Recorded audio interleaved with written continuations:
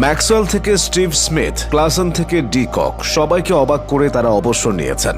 এদিকে জীবনের সেরা ফর্মে থেকেও সম্প্রতি ক্রিকেটকে বিদায় বলেছেন দক্ষিণ আফ্রিকার হেনরি ক্লাসেন। এর আগে ডি ভিলিয়ার্স ও সাঙ্গাকারের মতো ক্রিকেটাররাও দ্রুত গুড বাই বলেছেন। অ্যালেক্স হেলস, ডেভিড ওয়ার্নার ও ট্রেন্ট বোল্টদের বেলাতেও একই কথা বলা যায়।